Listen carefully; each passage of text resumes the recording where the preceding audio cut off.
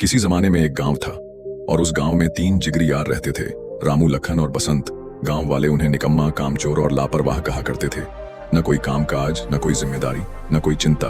तीनों दिन भर यूं ही इधर उधर भटकते, ऊंचे ख्वाबों के महल बुनते और रात होते ही बिना किसी मकसद के सो जाते। गांव के लोग उनकी इस आदत से परेशान थे, पर इन तीनों को खुद की हालत पर कोई अफसोस न था। उन्हें अपनी बेफिक्र और आजाद जिंदगी से बेहद प्यार था। तीनों में रामू सबसे चालाक था। उसके दिमाग में हर वक्त कोई न कोई नई चाल घूमती रहती। लखन सीधा साधा था, मगर किसी की बातों में बहकने में देर न लगती। और बसंत, उसका दिमाग तेज था, मगर दुर्भाग्य से उसका इस्तेमाल अक्सर गलत रास्तों में हो जाता।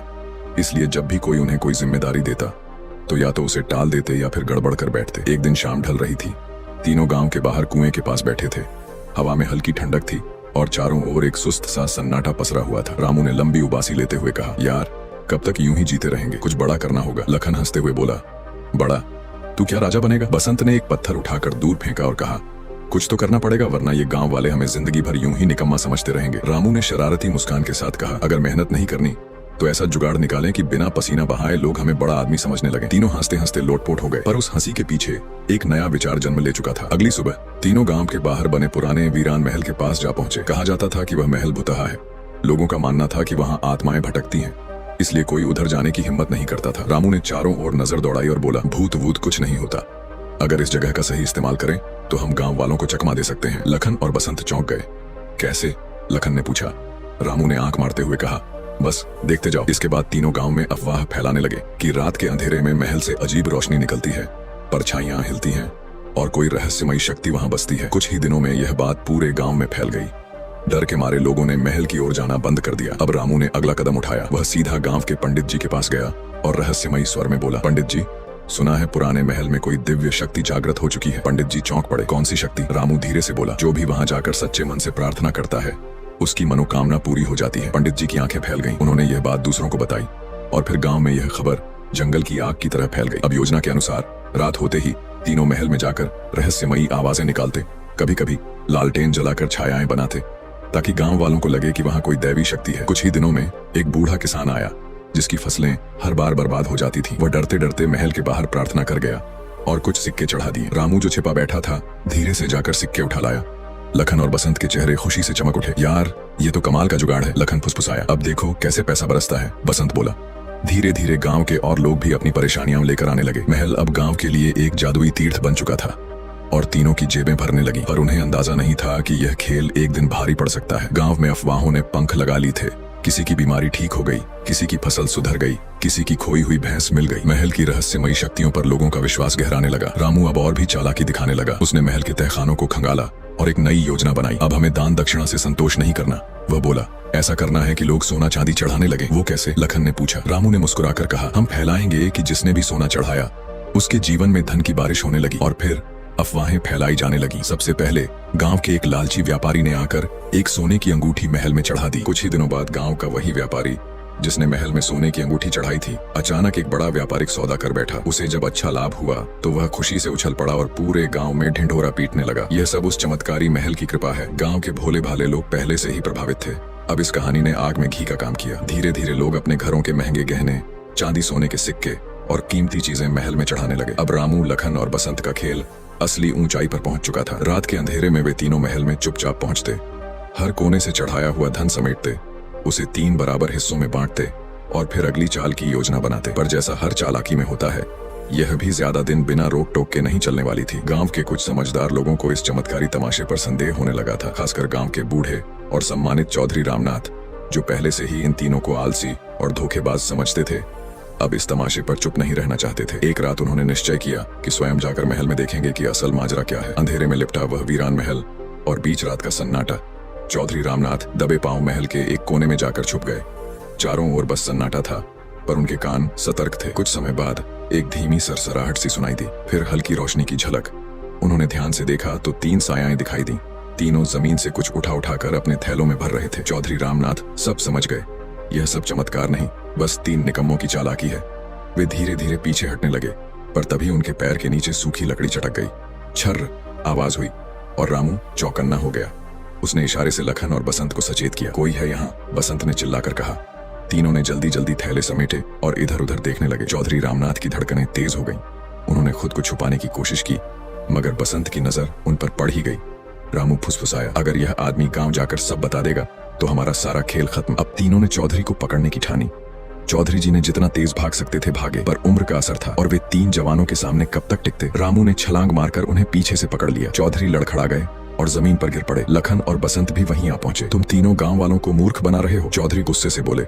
मैं सबको बताऊंगा कि ये सब ढोंग है। रामू ने ठंडी हंसी के साथ कहा, बाबा आप हमारे लिए बुजुर्ग हैं, हम आपका आदर करते हैं, पर अगर आपने मुंह खोला तो हमें भी मुंह बंद करना आता है। लखन और बसंत आगे बढ़े जैसे धमकी देना चाहते हो, पर चौधरी बिना डरे बोले, बेटा धोखे की बुनियाद ज्यादा दिन नहीं टिकती, एक दिन सच्चाई खुद सामने आएगी। रामू मुस्कुराया, तो फिर देखते हैं बाबा वो दिन कब आता है। उन्होंने चेतावनी दी, अगर आपने किसी से कुछ कहा तो अंजाम अच्छा नहीं होगा। चौधरी गुस्से में कांप रहे थे, पर कुछ सोचकर चुप हो गए। अभी नहीं, सही समय आने पर ही इन्हें सबक मिलेगा, उन्होंने मन में ठान लिया। इधर गांव में माहौल और उन्मादी होता जा रहा था। महल की चमत्कारी शक्तियों की चर्चा अब सिर्फ गांव तक सीमित नहीं रही, आसपास के गांवों से भी लोग आने लगे। कोई धन चाहता, कोई संतान, कोई रोग मुक्ति।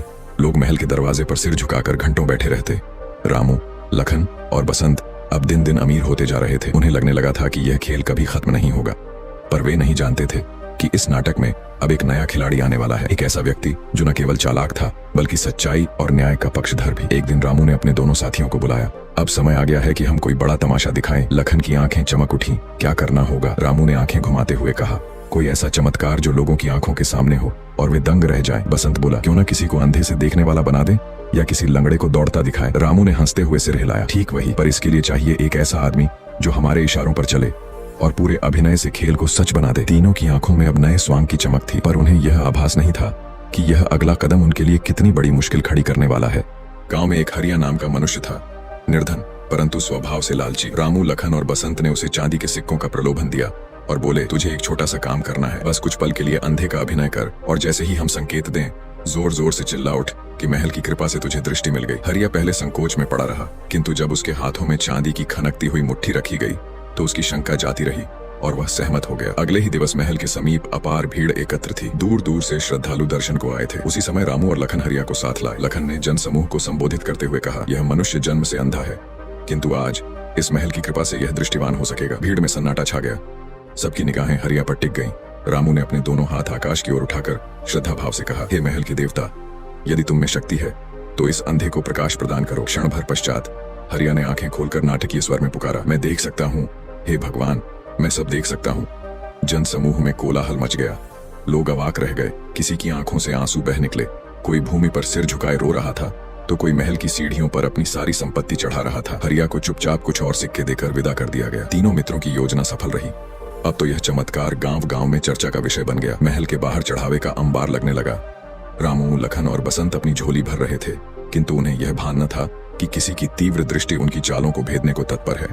गांव में सुरेंद्र नामक एक शिक्षित और विवेकशील युवक रहता था। उसे आरंभ से ही इन तीनों पर संदेह था। जब हरिया का चमत्कार हुआ तो वह चकित रह गया। यह वही हरिया है जो प्रातःकाल गांव की गलियों में बिना टकराए भीख मांगता दिखा था। फिर वह अंधा कैसे? सुरेंद्र ने निश्चय किया कि वह इस रहस्य से पर्दा अवश्य हटाएगा। रात्रि में वह महल के पास छिपकर बैठा। कुछ ही क्षणों में रामू, लखन और बसंत वहां पहुंचे और महल के भीतर जाकर दिन भर का चढ़ावा समेटने लगे। सुरेंद्र का संशय अब दृढ़ विश्वास में बदल चुका था। उसे प्रमाण चाहिए था। अगले दिन वह गांव के कुछ बुजुर्गों के पास पहुंचा। बोला, यदि मैं यह सिद्ध कर दूं कि महल का चमत्कार केवल एक छल है तो क्या आप मेरी बात सुनेंगे? चौधरी रामनाथ, जो पहले से ही इन तीनों को निकम्मा मानते थे, बोले, यदि तू सच में कुछ साबित कर सकता है तो हम तेरी बात पर गौर करेंगे। सुरेंद्र ने योजना बनाई। वह हरिया से मिला, पहले भय दिखाया, फिर लालच दिया। अंततः हरिया टूट गया और उसने सब कुछ उगल दिया। बुजुर्गों का रोष भड़क उठा। उन्होंने निश्चय किया कि अब इन धूर्तों को रंगे हाथ पकड़ा जाएगा। रात्रि को जब तीनों मित्र महल से चढ़ावा समेट रहे थे, तभी एकाएक टॉर्च की तीव्र रोशनी चमकी। सामने गांव के गणमान्य वृद्ध और सुरेंद्र खड़े थे। चौधरी रामनाथ गरजे, अब भागने की चेष्टा मत करना, तुम्हारा असली चेहरा सबके समक्ष आ चुका है। तीनों मित्रों का रक्त मानो जम गया। वे स्तब्ध रह गए। भीड़ में आक्रोश था। कोई उन्हें चौपाल ले जाना चाहता था, कोई तुरंत सजा देना चाहता था। रामू ने लखन और बसंत की ओर देखा और धीरे से फुसफुसाया, यदि अब न भागे तो जान से हाथ धो बैठेंगे। एक अवसर देखते हुए वे भीड़ को चकमा देकर जंगल की ओर भाग निकले। लोग पीछा करते रहे, परंतु अंधकार उनका सहायक बन गया। जंगल में एक घने पेड़ के नीचे वे हांफते हुए बैठे। लखन बोला, अब क्या करेंगे? गांव लौटे तो जिंदा न बचेंगे। बसंत भी भयभीत था। रामू ने गहरी सांस ली। हमें किसी नए गांव की ओर प्रस्थान करना होगा, एक ऐसा स्थान जहां हमें कोई न जानता हो, पर अब हमें बहुत चौकन्ना रहना होगा। अगली सुबह वे एक छोटे से गांव पहुंचे, नवापुर। वहां के लोग सरल और निष्कलंक प्रतीत होते थे। गांव के बाहर एक वृद्ध बैठा था। तीनों उसके पास पहुंचे और विनम्रता से बोले, बाबा, क्या हमें इस गांव में कोई काम मिल सकता है? वृद्ध ने उन्हें संदेह से देखा और पूछा, तुम कौन हो और कहां से आए हो? रामू ने बड़ी चतुराई से उत्तर दिया, हम यात्री हैं। हमारा गांव सूखे में उजड़ गया। अब हम नए जीवन की तलाश में हैं। कोई भी काम मिलेगा, हम श्रम करने को तैयार हैं। वृद्ध बोला, गांव में रामेश्वर बाबू नाम के जमींदार हैं। यदि तुम वास्तव में मेहनती हो तो वे अवश्य काम देंगे। रामू, लखन और बसंत सीधे रामेश्वर बाबू के द्वार पर पहुंचे। वे उस गांव के सबसे धनी व्यक्ति थे।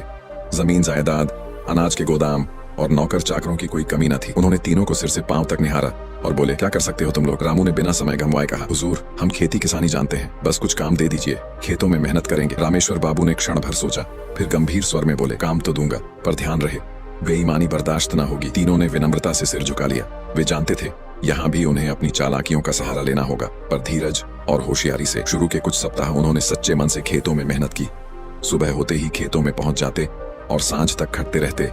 उनका यह नाटक इतना सफल रहा कि गांव वालों को भरोसा हो गया कि वे सीधे सच्चे मजदूर हैं। परंतु जिस खून में धूर्तता घुली हो वह कब तक शांत रह सकती है? एक रात जब गांव नींद की गोद में सोया हुआ था, रामू ने दोनों को धीरे से जगाया। अब समय आ गया है भाइयों, वह फुसफुसाया, यहाँ भी अपने जाल बिछाते हैं, लेकिन इस बार और सावधानी से। उन्होंने गांव के बाहर एक पुराने सूने पड़े हुए कुएं को चुना जो बरसों से वीरान था और जहाँ कोई न जाता था। वहाँ से उन्होंने अफवाहें फैलाना शुरू किया, यह कुआं तो बड़ा चमत्कारी है, जो कोई भी सच्चे मन से यहाँ मुराद मांगेगा उसकी इच्छा जरूर पूरी होगी। पहले लोग हिचकिचाए, पर जब लखन ने दिन दहाड़े ढोंग किया कि वह कुएं के पास कुछ मांग कर गया और अगली सुबह उसे सोने का सिक्का मिला, तो गांव में खलबली मच गई। गांव के भोले लोग अब रोज उस कुएं पर सिर नवाने आने लगे। कोई बेटे की कामना करता, कोई धन की, तो कोई रोग से मुक्ति की। तीनों ने वहाँ एक छोटा मंदिर भी खड़ा कर दिया, जिससे लोगों की श्रद्धा और भी गाढ़ी हो गई। तीनों का धंधा अब फिर से जोर पकड़ चुका था। वे बहुत सतर्क थे। इस बार किसी को शक की गुंजाइश न देने का प्रण लिया था, परंतु दुर्भाग्य दबे पांव आता है। एक दिन गांव में एक तेज दृष्टि और तजुर्बे वाला सन्यासी आया।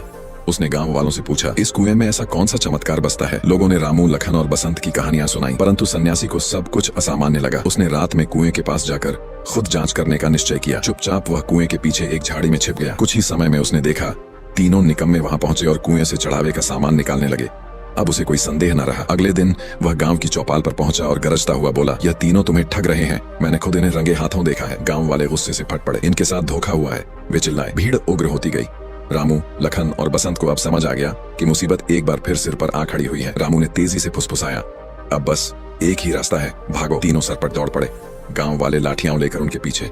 वे कांटों और पत्थरों से भरी राह पर भागते हुए जंगल की ओर बढ़े। भीड़ उनके और करीब आती जा रही थी। रामू ने इधर उधर देखा और चिल्लाया, जल्दी नदी की ओर। तीनों एक संकरी पगडंडी से दौड़ते हुए नदी के किनारे पहुंचे। नदी उफान पर थी, धारा तेज थी।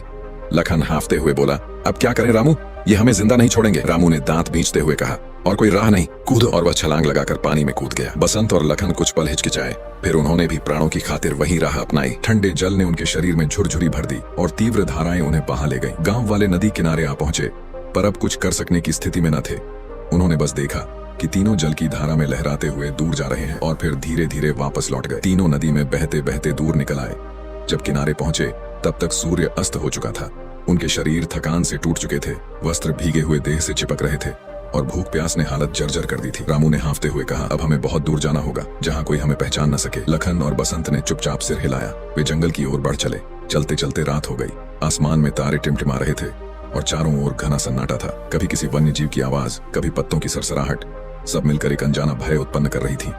कुछ ही देर में वे एक पुराने खंडहर तक जा पहुंचे। वह जगह वर्षों से वीरान प्रतीत होती थी। तीनों वहीं बैठ गए, थके हारे और मौन। लखन ने गहरी सांस ली और बोला, अब क्या करेंगे? जहां भी जाते हैं सच्चाई सामने आ जाती है। बसंत भी चिंतित था, हमें अब समझ लेना चाहिए कि हम चाहे जहां भागे, अतीत पीछा नहीं छोड़ता। रामू ने उनकी बातें ध्यान से सुनी पर कुछ नहीं बोला। उसके भीतर कुछ चल रहा था। कुछ देर बाद वह धीमे स्वर में बोला, अब की बार कुछ अलग करना होगा। हम हर बार चालाकी करते रहे और हर बार पकड़े गए। अब हमें अपनी पहचान ही बदलनी होगी। लखन और बसंत चौंके। मतलब? रामू ने मंद मुस्कान के साथ कहा, मतलब यह कि अब हमें अपना हुलिया बदलना होगा। एक नई जगह, एक नई छवि। यदि हम वैसे ही बने रहे तो फिर वही होगा। अब की बार समझदारी से खेलना होगा। अगली सुबह तीनों खंडहर से निकल पड़े। उन्होंने अपने कपड़े बदले और अपना रूप रंग पूरी तरह बदल डाला। अब वे पुराने निकम्मे नहीं दिखते थे। चलते चलते वे एक बड़े नगर के पास पहुंचे। वहां उन्होंने मजदूरों जैसा जीवन अपनाया, दिन भर का पसीना बहाते और शाम को थके शरीर लिए लौटते। समय के साथ नगर वालों को उन पर भरोसा होने लगा और धीरे धीरे रामू को एहसास होने लगा कि ईमानदारी से भी जीवन चल सकता है। उसे पहली बार अनुभव हुआ कि अगर मेहनत हो तो भागना नहीं पड़ता। लखन और बसंत ने भी इस सत्य को समझा। उनकी पुरानी आदतें छूटने लगी। पहले जो लोग उन्हें निकम्मा समझते थे अब उनकी ईमानदारी की मिसालें देने लगे।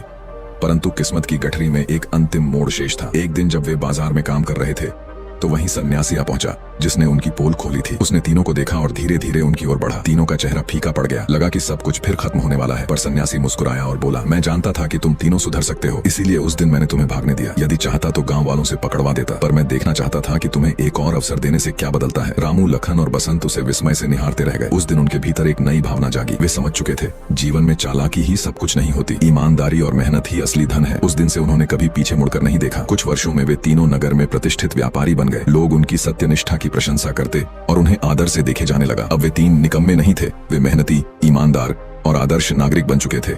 इस तरह उनकी कथा समाप्त हुई, वहीं से जहां उन्होंने जीवन की नई शुरुआत की थी, सत्य, परिश्रम और आत्मगौरव की ओर। यह कथा हमें सिखाती है कि चाहे कितनी भी चालाकी हो, अंततः जीवन में स्थायित्व केवल सच्चाई और मेहनत से आता है। जो लोग दूसरों को धोखा देते हैं वे शायद कुछ दिन लाभ पालें, पर सुख चैन उनसे सदा दूर रहता है। जहां झूठ की नींव होती है वहां भवन अधिक दिन नहीं टिकते, पर सत्य की राह चाहे कठिन हो, अंत में वह राजपट बनती है जिसे चलकर मनुष्य वास्तविक सम्मान प्राप्त करता है। कर्म ही सबसे बड़ा धर्म है। जो जैसा करता है